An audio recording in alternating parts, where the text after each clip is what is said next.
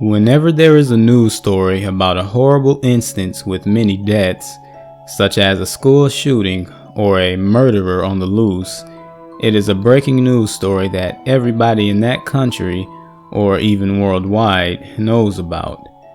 A very familiar news story is being played on the TV in front of me right now. However, it is currently local. It is currently local because it just happened around 10 minutes ago in my neighborhood. Somebody whose name had not yet been specified has broken into 3 homes and killed everybody inside them. 11 people have died and 2 pets.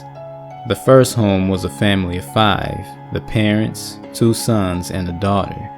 All of them, even their family dog, were killed.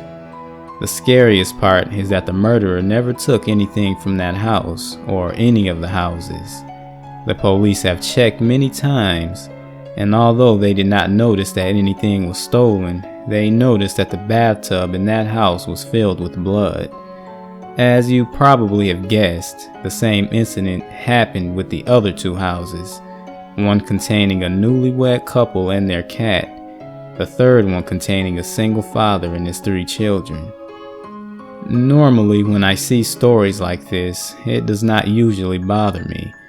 People die all the time. However, this story definitely bothered me. These 3 houses were only 3 blocks away from me. It was 1 a.m. and I was tired, but there was no way I could sleep after watching this. I waited 3 more hours watching the news, seeing if the killer would strike again, but obviously that did not come true. I decided to give up and just go to bed. It was very unlikely anybody would break into my house tonight, so I decided to go upstairs and get some rest. Thankfully, my prediction was correct, because nobody broke into my house last night. However, the news said the killer broke into 2 more houses, killing 5 more people, and filling the 2 houses' bathtubs with blood. The story was definitely worldwide at this point, and you could see the fear on the newscasters' faces when they were talking about this story, as they were from the same neighborhood that this was taking place in, like me. The chief of police department was on the news, talking about how he and a group of other policemen have been searching for the killer non-stop without rest. People are moving out of their homes now, going far away from this neighborhood. I am seriously considering this as well. It's not safe here anymore. However, unlike the last 3 houses that were 3 blocks away from mine, these 2 houses were 5 blocks away. This was farther away, but still. I spent the rest of my day paranoid, thinking someone was going to break into my house and kill me before going to bed. This was getting very serious. When I woke up this morning, I checked the news and, a big surprise, the news said the killer was still at large. He broke into 16 houses, however 12 of them were empty due to people moving out in fear. That didn't matter though. He still broke into 4 homes with people inside, killing 15 people and 4 pets. However, the police saw him entering the last house and surrounded him. Even with the police with guns and guard dogs surrounding him, he somehow still managed to escape. They did get a photograph of the killer, however, a blurry one, but still a photograph. Now my fear was at my peak. Death scares me, and I began to cry. It took me forever to save up for my house, so I definitely did not want to leave it. This all happened 14 blocks away from me, so I doubt anybody would be coming my way. However, to keep myself safe, I bought a pistol and kept it underneath my pillow. Everybody dies, but the thought of death scares me, and I do not want to die much earlier before I have to. For the next 5 days, nothing happened. Absolutely nothing. No stories about how the killer broke into more homes. No stories about them catching the killer. No stories about the killer committing suicide.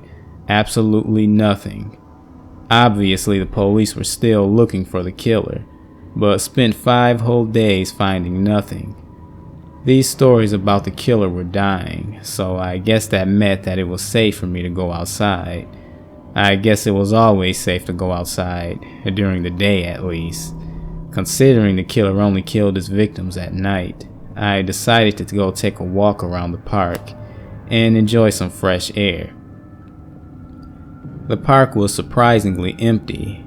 Well, I guess it's not that surprising if you think about it. Most of the people moved out of the neighborhood or were afraid to come outside. The quietness of the park was actually very soothing, so I was sort of glad I decided to go to the park today. However, the quietness of the park was also terrifying, so I decided to head back home soon. I saw something that made me stop right in my tracks. It was him, the one they showed on the news, and he was staring right at me. I began to run. I've never ran so hard in my life. He was slightly faster than me, just slightly though, so there was still a chance I could outrun him. I remembered there was a forest right near the park. If I could get there without him catching me, I could be able to lose him. I ran as hard as I could, to the point I felt like I was going to pass out, but after 3 minutes of running, I finally reached the forest. I was running side to side through the trees, trying to lose him. It was working, and I was getting a good distance away from him. However, my body was ready to collapse, and I was breathing very heavily. I didn't care about any of this though, because even though I felt a lot of pain from the running, that feeling of pain is much better than whatever he was going to do to me. He was getting closer too, dangerously close actually. And the next thing I knew, I was tackled and handcuffed. It was the chief of police. He brought me into his car.